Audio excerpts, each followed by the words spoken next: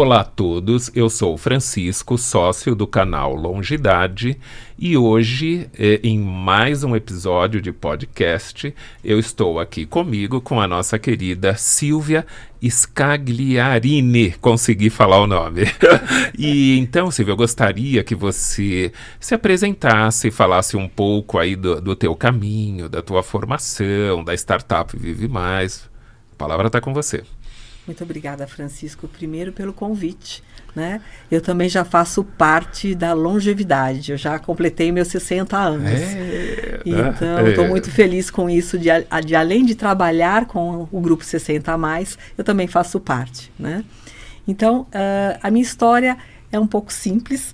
Eu trabalhei durante 30 anos no mundo corporativo, vim da área de marketing, de gestão de projetos de grandes corporações.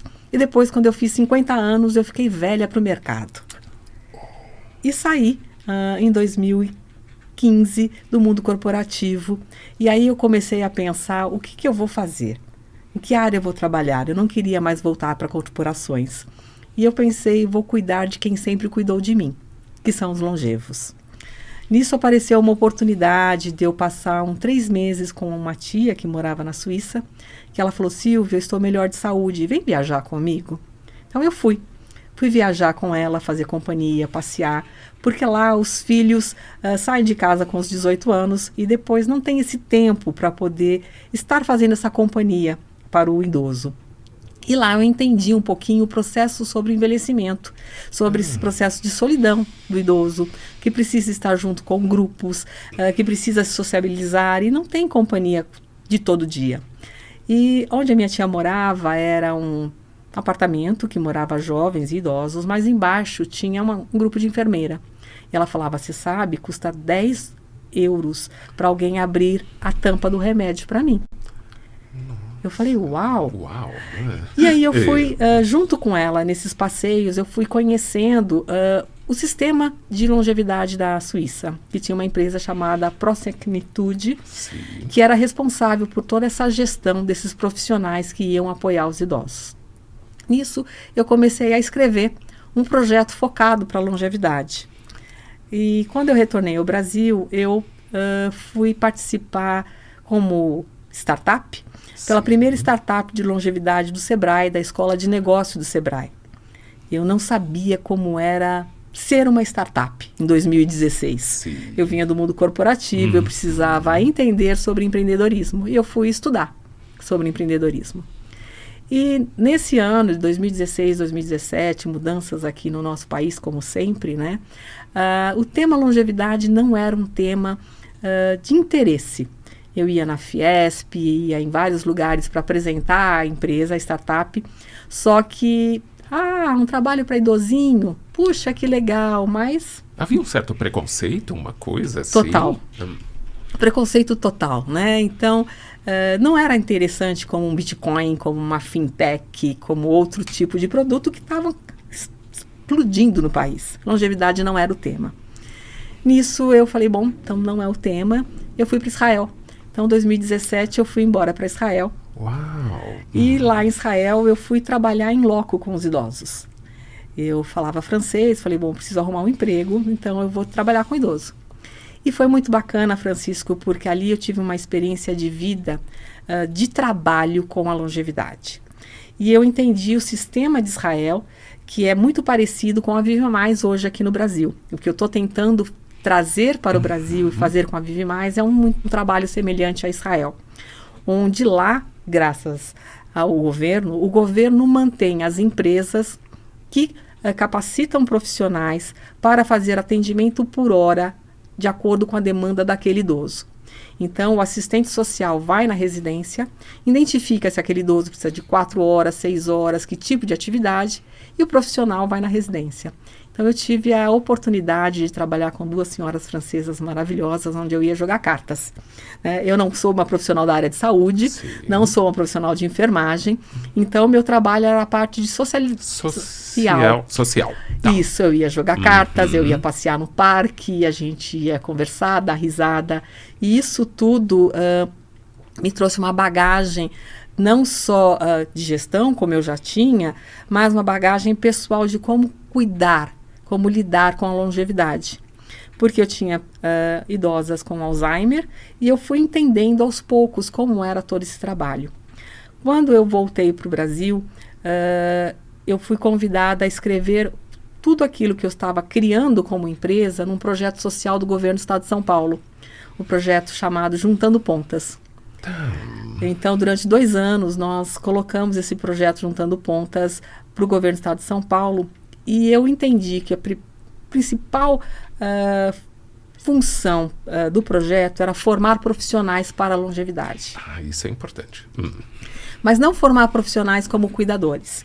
Então, nós batizamos nossos profissionais como empreendedor do cuidado social. Empreendedor do cuidado social. Gostei do nome. Sim, que vai à residência para fazer aquele trabalho de que é o jogar, o bater papo. Então, hoje, a Vive Mais tem 150 profissionais não saúde, com mais de 45 anos, e que eles vão à residência. Eu tenho engenheiro que vai dar aula de informática para o idoso, eu tenho psicóloga para fazer o trabalho de conversa estruturada, eu tenho profissionais para fazer a parte de estímulo cognitivo de memória, professoras de yoga para fazer a ginástica. Então, a gente tem vários profissionais de várias áreas do conhecimento e que atuam de diversas formas com o idoso. Ensinar inglês, fazer a biografia desse idoso e até mesmo bater papo, né? E isso foi esse conceito que eu trouxe de Israel, que era formar esses profissionais em gerontologia e recolocá-los na residência para eles poderem fazer essa companhia. Sim. E assim, e como é que vocês fornecem? A startup tem essa preocupação assim, de como formar esses profissionais? Está ligado a alguma instituição? Como é que isso funciona? Então, no primeiro momento, nós formamos junto no projeto Juntando Pontas, onde nós tivemos a iniciativa de algumas empresas que doaram 1% do seu imposto de renda para o projeto. Que legal. Nós estamos agora com mais 2 projetos captando recursos do mesmo jeito, que é a continuação do Juntando Pontas e um projeto cultural, que é o Se Conhecer. Então, nesse projeto Juntando Pontas, que foi realizado em 2019 e 2020, nós tivemos a participação do Sebrae e do Residencial Albert Einstein, que doou os seus profissionais, seus gerontólogos, seus geriatras, seus enfermeiros, todos para fazer o curso de formação Conhecendo a Pessoa Idosa. Hoje esse curso está sendo transformado num EAD. A Vive Mais hoje tem a parceria com a Faculdade Jardim. Isso é importante. A Faculdade Jardins é uma faculdade de curso EAD, e onde nós vamos, a partir de janeiro, abrir para a formação de novos profissionais. Sim. Para que eles tenham um curso livre em gerontologia. Então, você tem uma formação em educação física, mas você faz um curso de gerontologia para entender o comportamento do idoso, para depois ser inserido e credenciado para trabalhar dentro da plataforma da Vive Mais. Que ótimo. E me diz uma coisa, você diz alguma empresa que acaba contribuindo, né, com uma parte aí de imposto, é isso? Isso. E quantas empresas estão associadas ao Vive Mais, assim? Ou apoiadores? Ou... A Vive Mais em si, temos que separar o mesmo assunto em 2 mundos. Em 2 mundos, tá. Tem o projeto social, projeto social, que é o Juntando Pontas.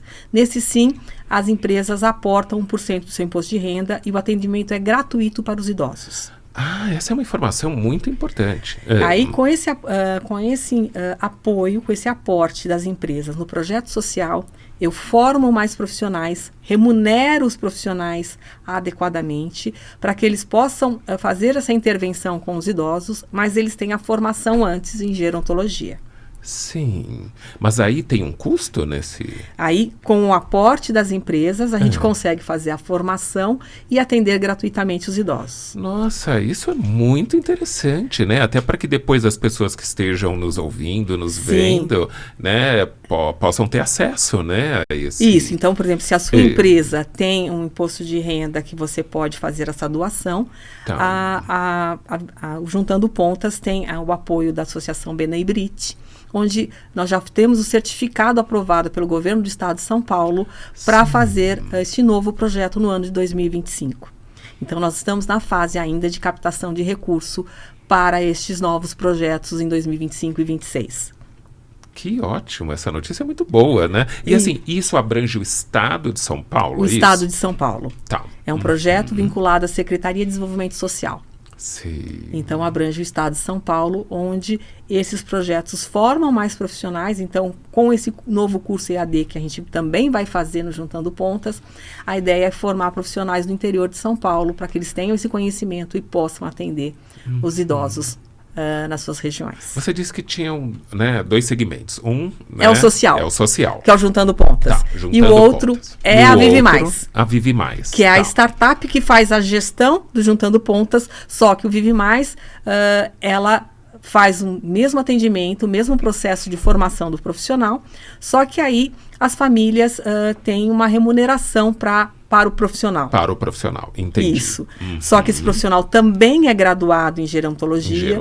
E também a Vive Mais oferece toda essa gama de atendimento da área social. Então, você não tem tempo de levar seu pai numa endoscopia. Sim. Chama um profissional do Vive Mais que faz todo esse acompanhamento e fica no hospital com seu pai. Uau, sua mãe está isolada em casa, quer alguém para fazer tricô com ela, ensinar uma nova receita de tricô? Nós temos profissionais que dão aula de artesanato, tricô e crochê. Seu pai quer escrever um livro, temos profissionais que vai lá fazer a biografia do seu pai junto com ele. Ele vai contando a história, o profissional vai no computador. Então, é este o nosso trabalho, tanto social como a Vive Mais, como sendo uma startup. Uma startup, né? Nossa, mas... e é muito interessante porque nas próximas décadas, principalmente, né, nós vamos observar um aumento da população idosa, né? Sim. Chegando ao ponto de terem mais idosos do que jovens, né, no país, o que vai dar assim, né, uma mudança de paradigma muito grande, né? E nós vamos precisar, na verdade, né, de formar profissionais e esses empreendedores que você está trazendo, né, assim, que possam, né, ter acesso a esses lares, né? E nesse sentido, como é que você observa esse movimento social, né, desse envelhecimento maior? As pessoas têm acesso, elas procuram você? Como é que funciona isso? Então, nós temos 2 também períodos de envelhecimento, né? Tem essa geração que é da minha mãe, de 90 anos, 80, 90 anos, que não é uma geração 100% tecnológica. E temos nós, os idosos do momento, que já temos toda uma vida dentro da tecnologia. Já estamos habituados à tecnologia. Né? Então, hoje, quem me procura, os idosos que me procuram pelo telefone ou me procuram pelo WhatsApp. Tá. Nós temos um aplicativo que faz toda essa conexão entre o profissional e o idoso que quer a atividade. Mas não é muito utilizado por quem tem mais de 80 anos hoje. É mais utilizado pelo filho, que tem essa facilidade de conectividade, de baixar um aplicativo e escolher o profissional para sua mãe, né? Nós, os novos idosos que moramos sozinhos, nossos filhos já estão fora do Brasil ou estão em outros tipos, vamos precisar de quem cuide de nós. E vamos ser mais tecnológicos e ter a capacidade de chamar um profissional para estar do nosso lado. Sim. Hoje nós já temos essa necessidade de ter uma companhia para ir num cinema, para fazer um passeio, até mesmo uma viagem. Tem idoso que não tem quem viaje com ele. Sim. Então, pode chamar um profissional da Vive Mais para fazer esse trabalho. Né? Que assim, estamos cada vez mais isolados. A pandemia isolou as pessoas dentro da residência. Então, você não vai mais, quem tem mais de 60 anos, 70, não vai a uma academia fazer ginástica. Então, por que não ter um professor de yoga que vá à sua casa, que vá até você, que te dê toda essa tranquilidade de você não ter um vírus perto, uma contaminação, Exato. ou até mesmo sair de casa porque é muito difícil. Ônibus é difícil de tomar, Uber nem todos sabem chamar, então a gente coloca profissionais perto da residência do idoso para que faça esse atendimento. Sim. Você me falou que morou fora. Sim. Né? Você consegue fazer esse paralelo de como esse processo ocorre em países, apesar que foram países desenvolvidos, né? Suíça, com o Brasil? Nós aqui no Brasil temos muitos profissionais. Nós temos pessoas ávidas a aprender e que querem, que gostam de trabalhar com a longevidade. Coisa que é muito difícil nos outros países, você ter gente para fazer esse tipo de trabalho. Tá. Por exemplo, o israelense, como israelense, Sim. ele não quer trabalhar com o idoso, ele vai fazer um trabalho na tecnologia. Quem trabalha com o idoso é o novo morador do país. Entendi. Como a gente chama de Ola Hadashah, que é a pessoa que está chegando no país, e ela vai trabalhar com a longevidade. Né? Isso acontece... Um aspecto cultural, me parece. parece. E mesmo, isso mesmo também acontece na Suíça. Não é todos os jovens, não é todas as pessoas que vão...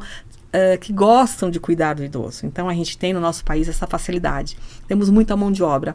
Só que a gente precisa formar. Formar essa mão de obra. Então, a gente precisa graduar esses profissionais para que eles saibam como lidar com a longevidade. Não é só você ligar a televisão e deixar o idoso sentado numa cadeira. Você precisa interagir, né? Você precisa entender quais são as fases. Aquele idoso está gritando comigo, mas será que ele não está demenciando?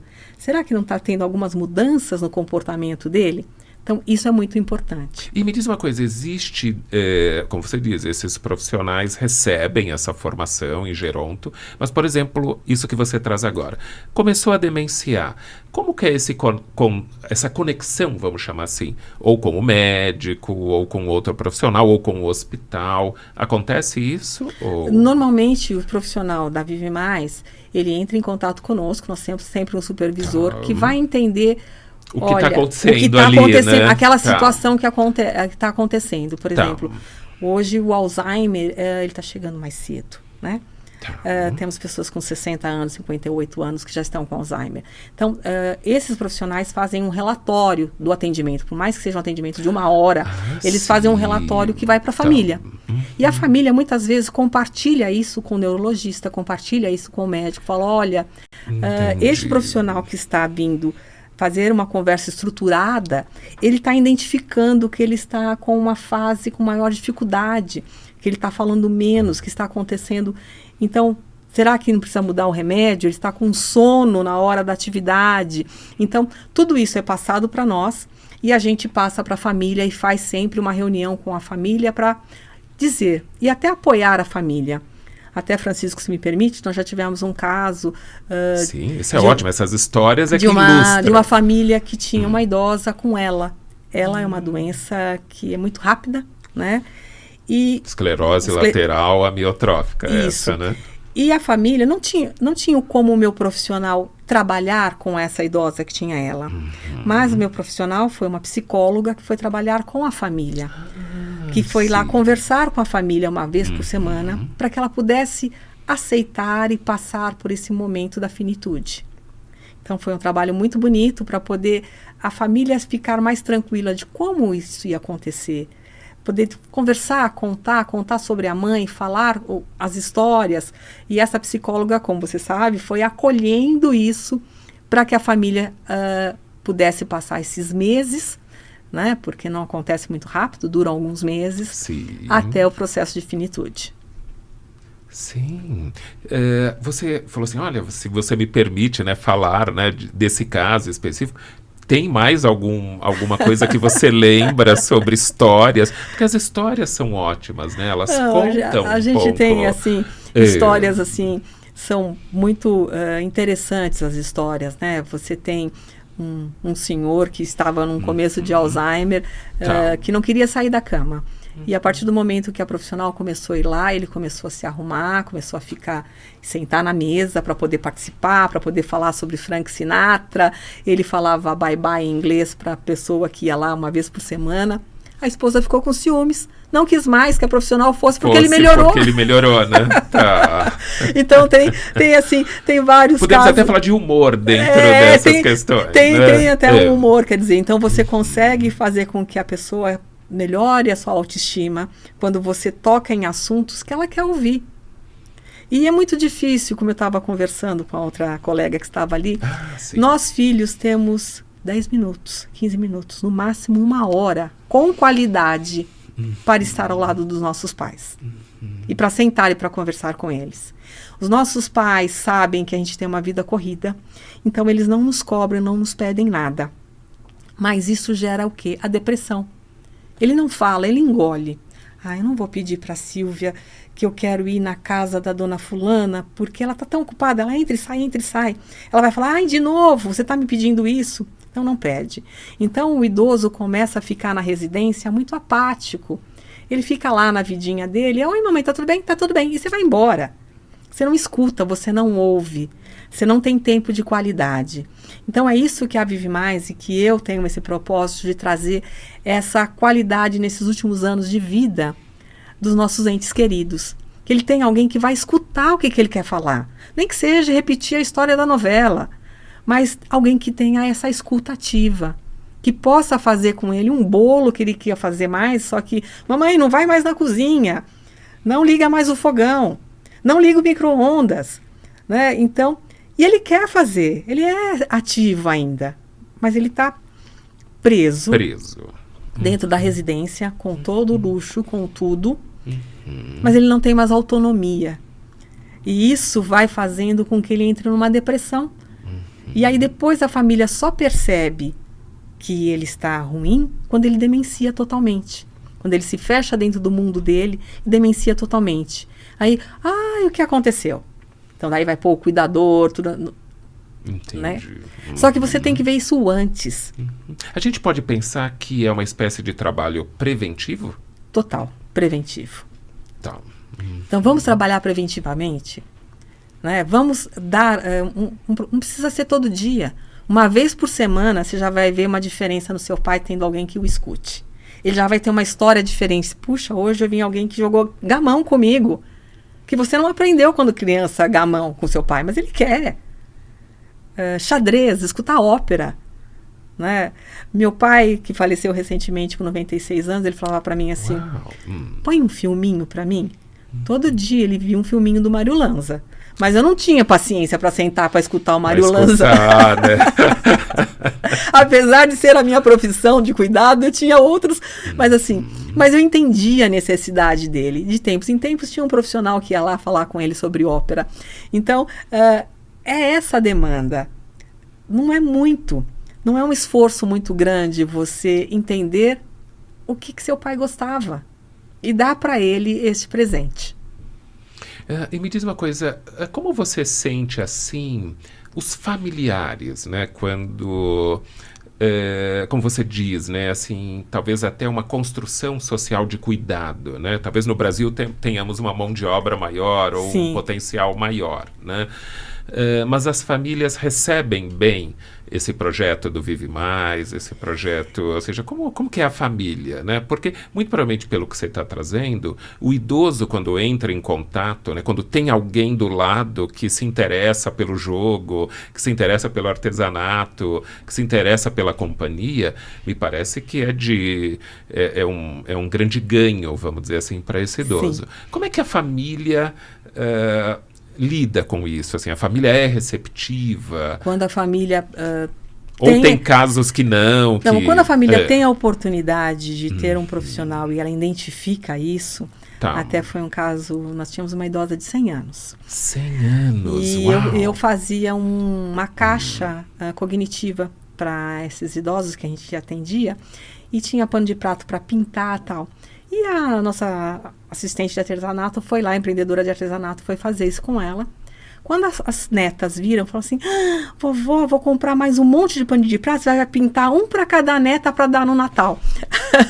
Quer dizer, a família acaba interagindo bem e gostando desse tipo de trabalho. Mas ainda nós temos uma resistência que o profissional de saúde ou profissional da área de cuidados, ele não é tão valorizado no nosso país. A remuneração é uma remuneração baixa. Ele é identificado como um profissional doméstico. Ele é muito colocado pelas famílias como o mesmo perfil de um profissional doméstico. Entendi. Então, é muito difícil, a gente tem que trabalhar muito para que ele entenda e valorize este profissional. Ele não está lá só pintando um pano de prato. Ele está lá conversando, ele está restaurando a memória, ele está trazendo, resgatando. Ele está junto, né? Ele está junto, quer dizer, então, tem essa dificuldade em valorizar o profissional. Mesmo o profissional, técnico de enfermagem, um enfermeiro, que vai à residência num processo de cuidado mais prolongado, as famílias não o valorizam.